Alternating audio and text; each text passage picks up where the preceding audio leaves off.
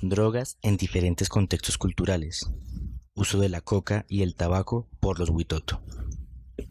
La coca y el tabaco son dos sustancias psicoactivas naturales que han acompañado al hombre desde tiempos remotos. La concepción y aceptación de esas sustancias ha variado con el tiempo y con el desarrollo de las diferentes sociedades, usándose con fines medicinales, místicos, espirituales o recreacionales. En la actualidad, a pesar de la legalidad en la venta y consumo de tabaco, ambas sustancias son estigmatizadas por la sociedad. Su consumo es mal visto y se ha asociado con violencia, pobreza, delincuencia y más. Pero no ha sido así siempre, y aquellas culturas milenarias que aún existen poseen una percepción distinta al respecto. Es el caso de la etnia Witoto, donde la coca y el tabaco son caracterizadas como plantas de poder ligadas a un sentido espiritual y trascendental, en prácticas tradicionales, arraigadas a su cosmovisión desde cientos de generaciones atrás. Las plantas sagradas son cultivadas en sus propias chagras, donde adquieren una proyección idealizada, creando un vínculo que provee un uso posterior más poderoso y consciente, manteniendo una identidad tradicional y cultural.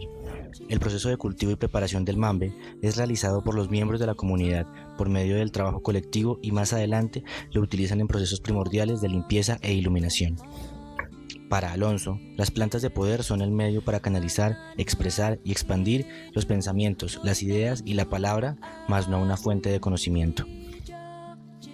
También se debe reconocer que existe un interés sobre las plantas sagradas y sus usos tradicionales por parte de los viajeros y turistas, quienes observan con curiosidad estas prácticas deseando aproximarse a la cosmovisión indígena y a la atribución mística que se les ha otorgado. Sin embargo, en ocasiones no cuentan con la suficiente orientación y preparación para comprender su uso adecuado. Por este motivo, los habitantes de la comunidad de Monilla Amena han implementado estrategias de difusión del conocimiento de sus prácticas ancestrales, mostrando el uso apropiado de la planta de coca y tabaco a sus visitantes. El tabaco y la coca, utilizadas en forma de mambe y ambil, se emplean como elementos que acompañan ceremonias y rituales.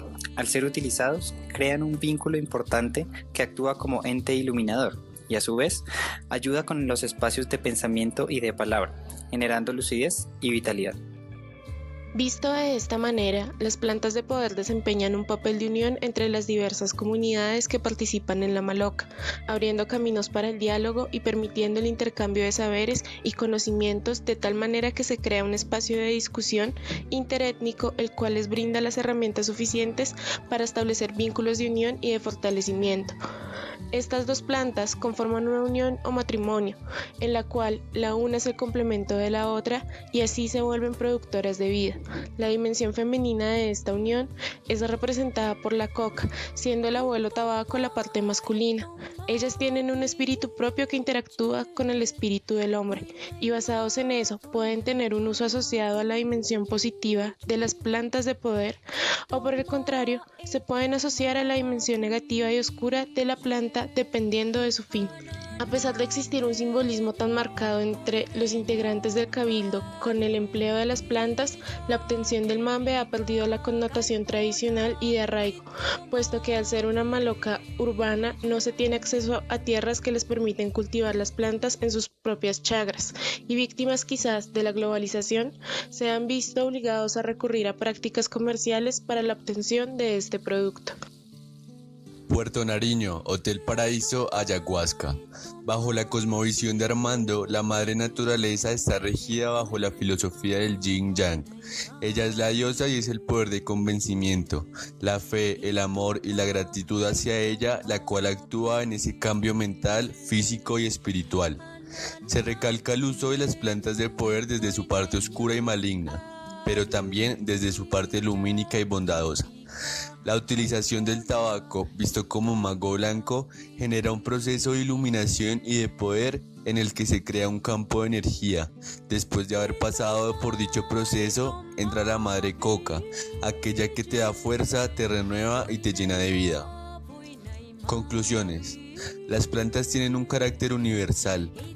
Las plantas, como seres vivos con espíritu propio, tienen lugar en nuestra materialidad para ofrecernos sus beneficios en el marco de ese vínculo de vida que se forja con su uso. El uso conjunto de tabaco y coca tiene una dimensión simbólica que está relacionada con la iluminación de la mente y de la palabra.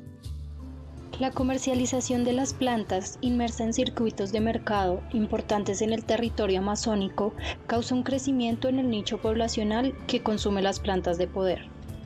Dada la facilidad de acceso a elementos como el mambe, el ambil y el rapé, al generalizarse y verse adoptado en otros contextos el uso del tabaco, pero sobre todo de la coca, se desenvuelve un proceso de mercantilización del elemento, que termina desdibujando toda la tradición indígena como constructo espiritual que funda los principios de su uso, lo cual conlleva a la mala utilización de las plantas de poder, al no verse orientado por los principios y fines tradicionales de comunión entre seres vivos para la reproducción lumínica de la energía vital.